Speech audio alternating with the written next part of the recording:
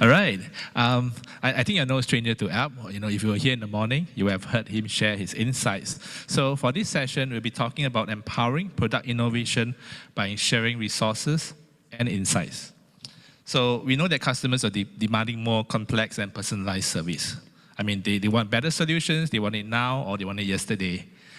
So to meet these new demands, obviously companies need to pull together resources, right? They need to, not just the data insights within themselves, but they need to start working with other organizations to provide better capabilities, capable services. So in short, they need to build an ecosystem. And that's what we're here to talk about today. So, Alp, using an ecosystem, can you share some examples of ecosystem, to just, get the ball rolling?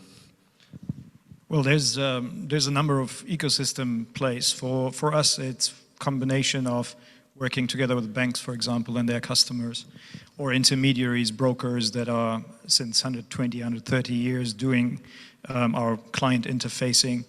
And you're looking at these kind of structures that have evolved over all these years, but they have evolved in silos. And there's data that's sitting on the intermediary side, there's data that's sitting on the banking side, which we have difficulty to access. And some of this access difficulties are coming from the fact that it is regulated, so we don't get that access freely.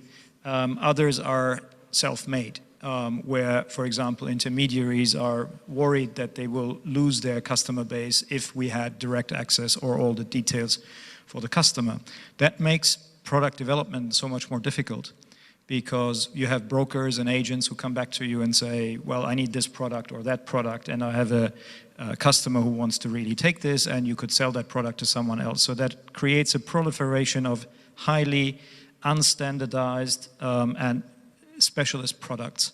That creates then problems with your systems and processes, which you need to actually fine-tune for efficiency. That's one of the things that you need to tackle very early on, to say, okay, good, how do I simplify my product base? And what problem am I shooting, and what is the segment that we're going after? And I think many people don't do that hard work to look at what does the data tell me actually as to the need in the market. What trouble am I actually trying to shoot here? Is it just because one customer has a need, or is this a segment that is underserved that requires a product to respond with? And that's where we usually fail in our industry. Other industries are doing it better. They have insights engines where they really look at the interaction between the consumers and themselves. Telcos are very good at that. Retail businesses are very good at that. And if you think about, for example, the food delivery segment, which is not only finished food delivery, but also like Red Mart, a few years back, everybody would have said, we will never order our vegetables or our fruit from an online store.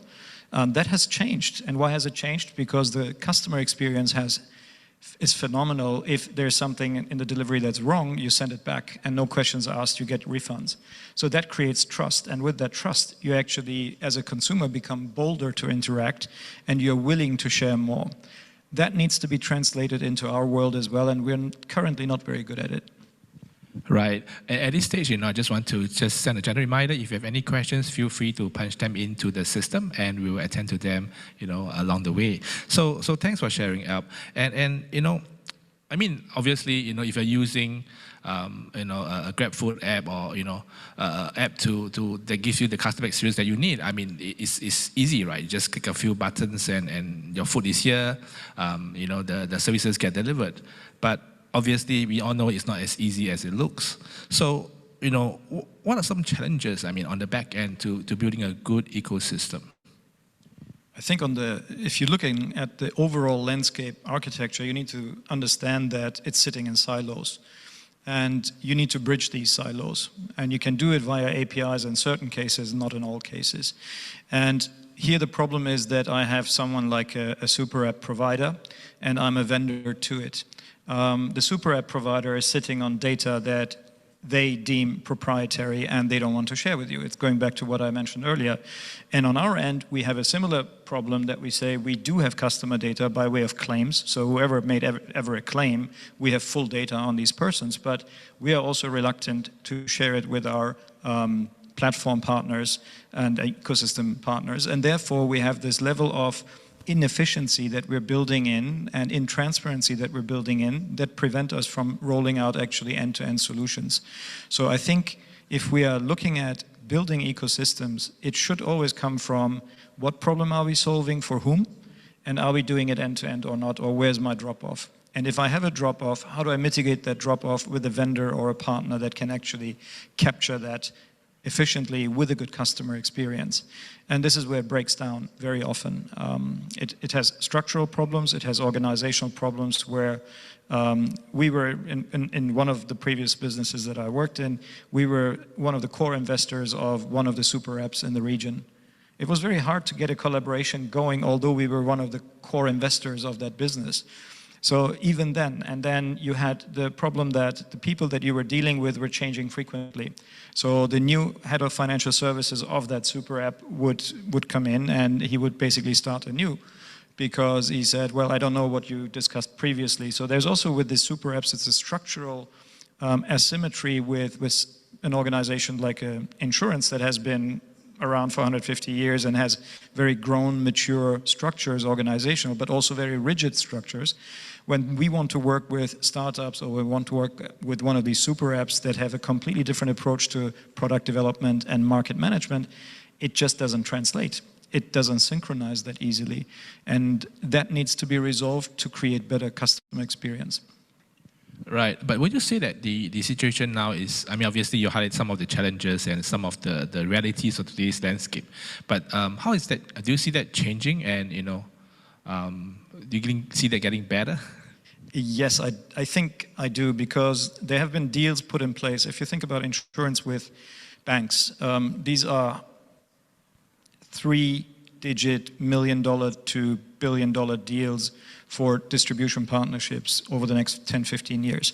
These distribution partnerships are expecting returns, and if these returns don't materialize, boards get very nervous. No one wants to write off anything. So what happens then is we're looking at where's the drop-off, and very often it's data sharing, very often it's customer journeys that are not harmonized. That has become now clear, and you can see, for example, in the insurance space that we have embedded insurance. When you buy your travel policies, it's just an opt-in. At the end of the day, there is a provider. You may not see it as a consumer who's behind it, whether it's my old company or other companies. It's embedded, and embedded solutions are a very good way of doing that, but still it doesn't help for a better customer experience if that embedded solution doesn't deliver the promise that the platform is making to the consumer. So I think if we want to really look at how to bridge this, we need to develop product jointly, and we need to use the insights that the customer is generating for that platform to flow back to the carrier like ours, our business, to come back and say, based on your data with the customer interactions, I can see that these type of products, this kind of segmentation and this kind of outreach mechanism and content management systems might make more sense. And that's what's coming now little by little. Right, so what I'm hearing is that it's hard to do, right? But increasingly organizations are doing that because it's an evolution, it's a continuing journey of their customer experience. And, you know, and they need to also attend to any drop-offs in the business. I think part of the problem is, I would like to go back to the morning session where I said it's one of the root causes for this mismatch is the human condition. If we are not curious about why data looks the way it looks, and if we are not curious about saying, hold on, what is the driver for this outcome? And if we cannot drill back into the root causes of the outcomes that we're trying to influence, well, guess what? We can't influence them because we don't understand what it really does. We had on the previous panel, a gentleman who was talking about where's my correlation between the prescription of my drugs and the usage and the effect that they create. That's a very, very good example for this, right? If we don't drill back and if we don't get these data points and if we don't access and shape these data points to become actionable insights, I cannot create a better product going down the road. So curiosity, but curiosity is very often not encouraged. You don't get to ask your CIO, why are we doing it this way and not that way? And can you help me to create an engine that gives me insights? And I need this and this and this data in this and this form, and I want to use it later on for a detailed approach in my market. We're not encouraged to do that. Everybody is working in silos, and it's very difficult to bridge these silos, and that creates subpar customer experiences. I know we talk about this off stage, right? And you kind of alluded to that as well. So when it comes to customer experience, I mean, how can brands determine what customers want from an ecosystem? I mean, my fear is that typically the consumers don't get asked, right? They just, there it is, you know, take it or leave it. Yeah, I think that's a very good observation. I just updated my taxi app in Singapore, which generally speaking I was very happy with before, but they did some changes, and it came back with now the ability to order food through it. Now, I want to know what insights drove that expansion into a different category when you are a taxi specialist, to say, oh, you know what, I'm going to use my taxis now for food deliveries, or I'm going to jump into that game because it's cool, because that's where we see now movement going on. Are you better than the incumbents? Is there a market for you to come in? And if not, stay out of it, because it's going to be a lot of cost and you're not adding any customer value there. And I think this is the root cause of the problem. They did not make any research to say, are the drivers okay with that? Are the consumers wanting it from me or not? And if I was the CIO of that company or CEO of that company, I would go back and say, tell me how many transactions we have from there, and tell me how did you activate it? What segment did you target with that? Because taxi customers are very broad, right? So you're basically shotgunning the solution to everyone, and you're hoping everyone will want to order their food through a taxi app. Not going to happen. So I think the insights, and you look at the super apps which are offering now payment solutions, but on top of the payment solutions, investment advice. Now, I cannot give investment advice if I'm not a certified advisor. And how do we bridge that gap? I can only give subpar products or very simple products that are not solving all my financial needs. Compare that now with banking apps, which have a one-stop solution in terms of security, in terms of insurance, in terms of investment. You will never win that game. So why put it there? Why do you think that will make your app more valuable? But it creates a lot of noise, background noise, organizationally. You need to have that know-how. But actually, are you capitalizing on that know-how? And how do you get that talent in? Which is an entirely different problem that I think is playing also a big role why solutions are not really good.